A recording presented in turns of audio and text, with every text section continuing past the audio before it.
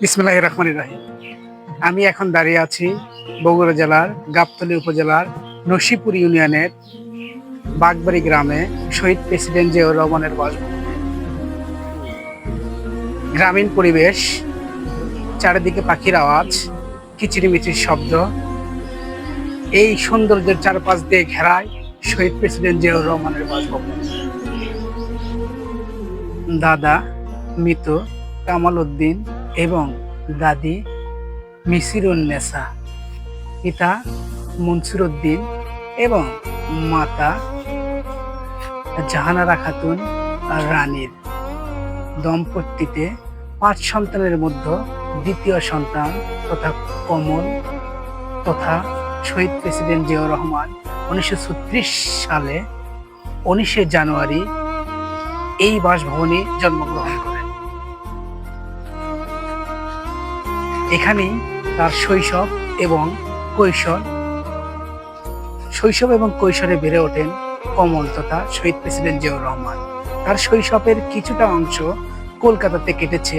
1947 সালে দেশ বিভক্তির পরে তিনি আবার ফিরে আসেন মাতৃভূমিতে তথা এই বাসভবনে। পিতার কর্মস্থান করাচিতে হওয়ার কারণে তাকে যেতে হয় করাচির এক একাডেমিতে 1953 সালে মাধ্যমিক তথা ম্যাট্রিক পাশ করেন। তার চাচা ক্যাপ্টেন ডাক্তার মমতাজুর রহমানের দেশপ্রেম, সার্বভৌমিত্ব আর ব্যক্তিত্ব দেখে তিনি ক্যাডেটে ভর্তি হওয়ার আগ্রহ প্রকাশ করেন। মূলত শহীদ প্রেসিডেন্ট জিয়াউর রহমানের দীর্ঘ আশা আকাঙ্ক্ষা ছিল তিনি হবেন ডাক্তার। গ্রামের অসহায় মানুষ এবং দরিদ্র মানুষের বিনামূল্যে চিকিৎসা করবেন এবং তাদের পাশে দাঁড়াবেন। 1953 সালে পাকিস্তানের মিলিটারি একাডেমিতে ক্যাডেট হিসাবে যোগ দেন। 1955 সালে সেকেন্ড লেফটেন্যান্ট হিসাবে কমিশন লাভ করেন। দিনাজপুর জেলার বিশিষ্ট ব্যক্তিত্ব ফেনী জেলার শ্রীপুর গ্রামের আদি বাসিন্দা সেকেন্দার আলী মজুমদার ও তৈয়বা মজুমদারের কন্যা বেগম খালেদা জাহান খানম পুতুলের সঙ্গে বিবাহ বন্ধনে আবদ্ধ হন। তাদের দাম্পত্য জীবনের 2টি সন্তান জনাব তারেক রহমান ও আরাফাত রহমান কোকো জন্মদান করেন। বেগম খালেদা জিয়া তার সহধর্মিণী ছিলেন না, বরং তিনি তার সহকর্মী হিসেবেও কাজ করেছেন।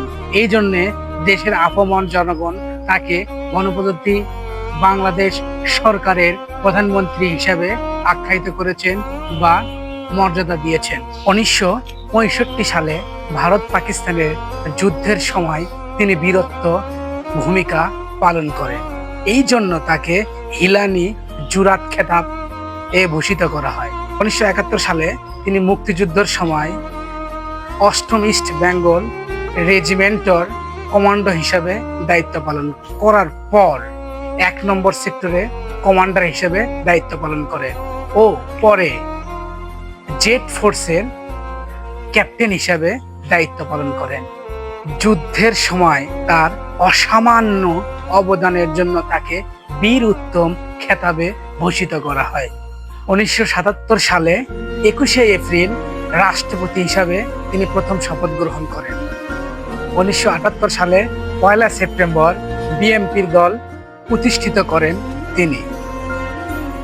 1981 সালে 29শে মে দলের অভ্যন্তরীণ মীমাংসার উদ্দেশ্যে চট্টগ্রাম যান এবং রাত্রি যাপন করেন।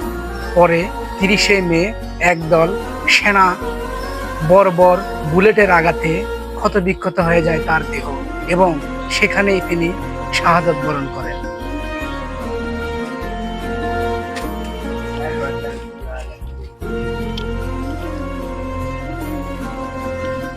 শাহাদাত বরণ করার পর থেমে যায়নি শহীদ প্রেসিডেন্ট জিয়াউর রহমানের জীবনাত্ম।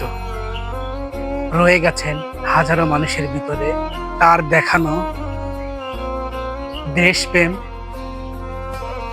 সার্বভৌমিত্ব আর দেশের মাটির টানই রয়ে গেছে হাজারো মানুষের বুকে এবং মনে। ধন্যবাদ। আবার দেখা হবে কোনো এক ভিডিওতে।